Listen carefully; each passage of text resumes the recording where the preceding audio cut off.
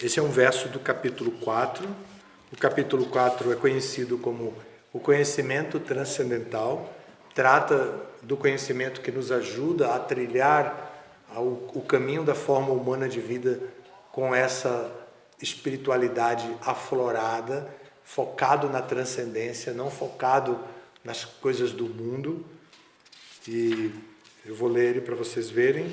Vou recitá-lo no sânscrito, porque o poder, a beleza e o poder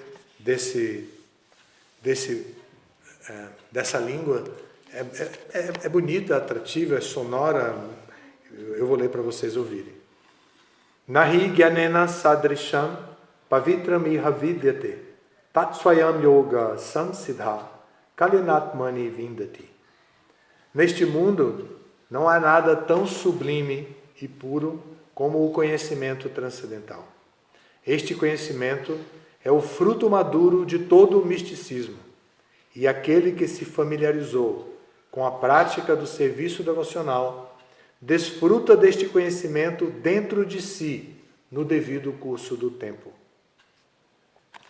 E o significado diz assim: quando falamos de conhecimento transcendental, tomamos como ponto de referência a compreensão espiritual. Sendo assim, não há nada tão sublime e puro como o conhecimento transcendental. A ignorância é a causa de nosso cativeiro e o conhecimento é a causa de nossa liberação. Este conhecimento é o fruto maduro do serviço devocional. E quando está em conhecimento transcendental, a pessoa não precisa procurar paz em outro lugar, pois goza de paz dentro de si mesma. Em outras palavras, este conhecimento e esta paz culminam na consciência de Krishna. Esta é a palavra final da Bhagavad Gita. Então esse é um tema belíssimo para reflexão, para discussão. Eu apresentei aqui. Se vocês tiverem alguma pergunta, podem fazer, eu vou tentar responder. Gurudeva, e esse negócio do toque?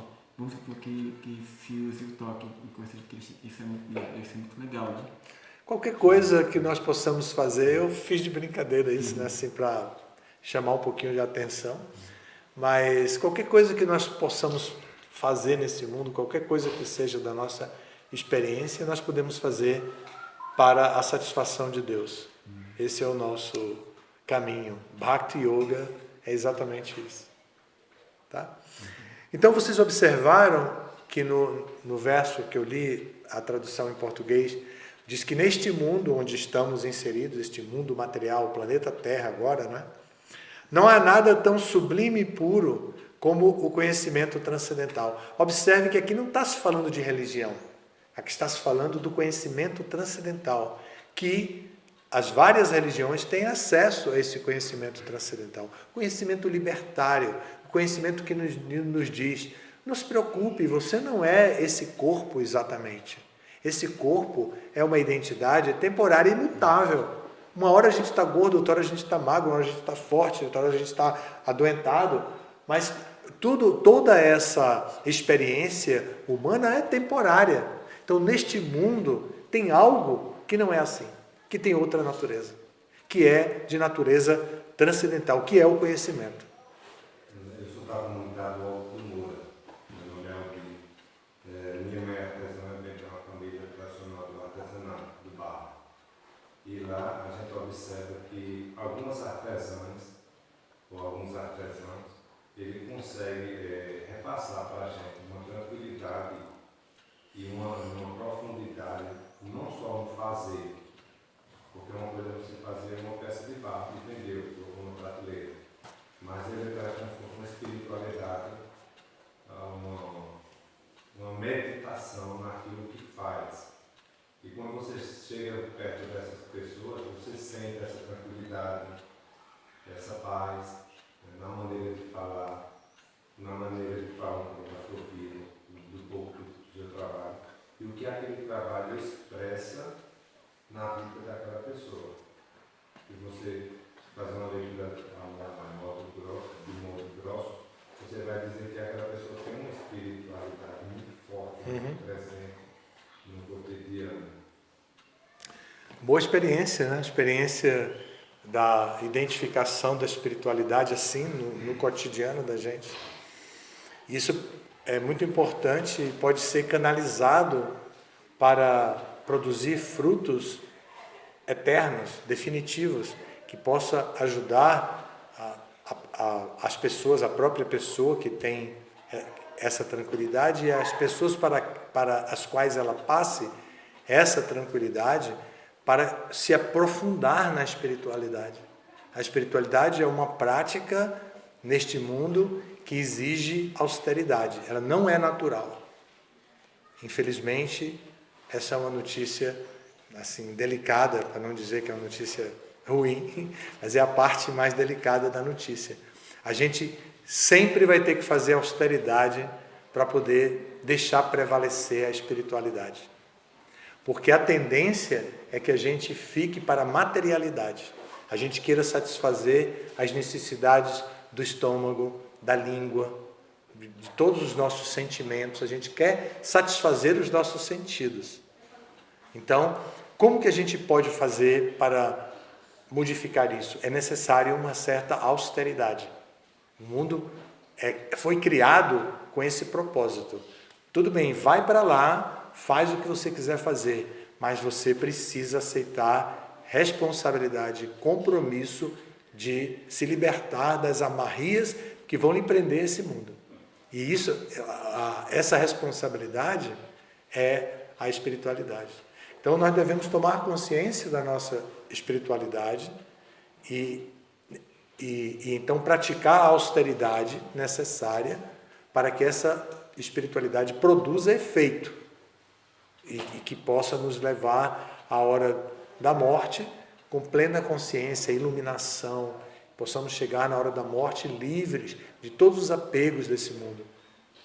Isso é muito bom. Parabéns por conhecer essas pessoas.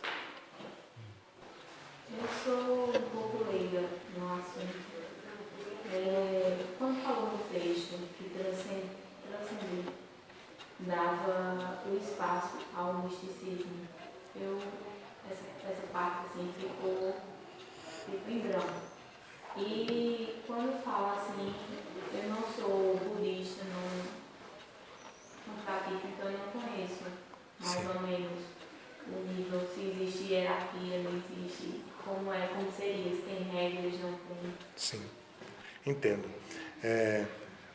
Este conhecimento é o fruto maduro de todo o misticismo. Isso é uma declaração muito, muito forte, né?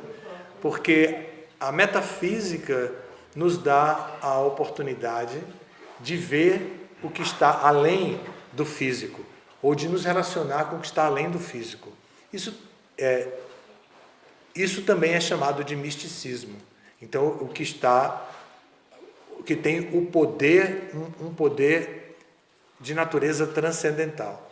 Então, esse conhecimento transcendental é o fruto maduro de toda a prática, de toda a austeridade, de toda a religiosidade que fazemos em todas as religiões. Essa parte é o misticismo.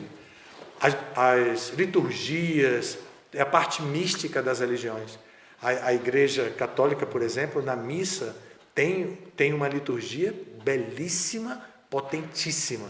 Uma missa cantada, em cantos gregorianos, por exemplo, leva a um elevo espiritual muito grande para as pessoas que são treinadas por isso.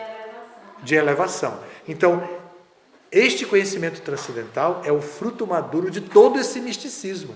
Todo esse misticismo, todas as práticas de misticismo servem para nos levar ao conhecimento transcendental. E o que seria esse conhecimento transcendental? Deus é uma pessoa, é a suprema pessoa. Eu sou uma pessoinha aqui e tenho a mesma natureza espiritual dele. E eu preciso me relacionar com ele através do serviço. Esse é o conhecimento transcendental, que é o fruto maduro de todo o misticismo.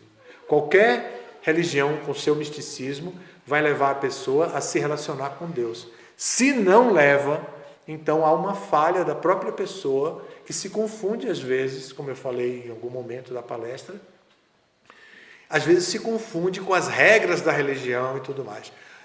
E aí vem a sua outra parte da sua pergunta. Então, vocês teriam regras a seguir, normas? Sim, nós temos uma conduta ética, uma conduta baseada em 4 princípios éticos. E o primeiro é não violência, e o segundo é pureza, o terceiro é austeridade e o quarto é veracidade. Então esses são os 4 princípios éticos. Esses 4 princípios éticos nos levam a muitas normas de convivência entre nós e com as pessoas.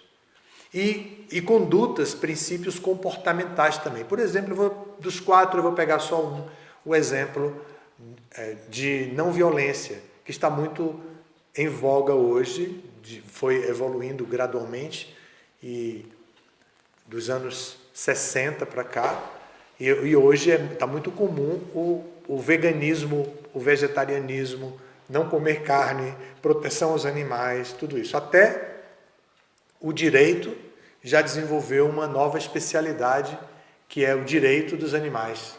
É bem legal isso. Eu conheço uma pessoa que fez mestrado nisso e é professor, porque os cursos de direito já estão tendo essa disciplina também. Direito dos animais. Então, agora está mais comum e nós adotamos o princípio comportamental regulador da norma de nós não comemos carne, peixe e ovos. É voluntário, nós escolhemos isso. Mas para nós convivermos na intimidade da nossa instituição, então nós seguimos esse princípio comportamental. Então nós praticamos a não violência como um ato mínimo de não violência, a bandeirinha que nós levantamos. Não comemos carne, peixe e ovos. Isso nós não fazemos. Para criar o desapego do desfrute que leva ao sofrimento dos outros. Porque o princípio ético é de não violência. Então, para não fazer o outro sofrer, o animal sofrer, então nós levantamos uma bandeirinha pequena, assim. Não comemos carne, peixe e ovos. Ovos? Ovos. Carne, peixes e ovos. Meu Deus, eu só como ovos. Eu sou vegetariana, não como nada de animal. Nada, nem crustáceo, nada. Agora um ovinho. Um vegetariano Mas assim, não tem aquele ovo que não tem. Existe um ovo que não tem nada dentro? Existe. Não, tem clara e gema. Por exemplo, os que ele não vai fecundar, existe algum? Existem os que não são fecundados. Né? Então, esse a gente pode comer? Pode. Não vai contra a violência. Então, é esse que eu como. Tá bom. Nós somos livres, voluntários, podemos seguir o nosso caminho, mas o princípio ético da não violência, evidentemente, começa na mesa, mas não se limita aí, não é? Então a gente não pode ser vegetariano, por exemplo, e depois brigar com o vizinho porque o cachorro do vizinho sujou a calçada da nossa casa, e aí vai lá e briga com o vizinho, ou porque o gato entrou no jardim e usou o nosso canteiro como sanitário. Não podemos fazer isso, e muito pior no trânsito, por exemplo. Né? No trânsito, alguém passa na frente da gente, ou sei lá o quê, a gente grita. Então, a gente tem que ir conduzindo como princípio comportamental a não violência. E isso é a ética que conduz a nossa vida. Agora, começa no prato. Isso é verdade. A gente toma como a orientação mínima é essa. Mas não para por aí. Não é só isso. Tem muito mais coisa que vem por trás. Mas começa por aí. E, assim, as religiões que dizem que você tem que manter, são vegetarianos porque você tem que manter o templo, que o templo não é seu, é do Senhor. Uhum. Então, é diferente. Você tem que manter o templo porque você está desapegando para que um dia você desapegue daquele corpo, né? Assim, a diferença é essa. nós seguimos exatamente essa linha de raciocínio. O nosso corpo é um templo. Dentro desse templo tem um altar. Como aqui a gente tem um altar, nosso templo tem um altar, que é o coração. E Deus está em nosso coração. Então nós respeitamos o corpo como um templo.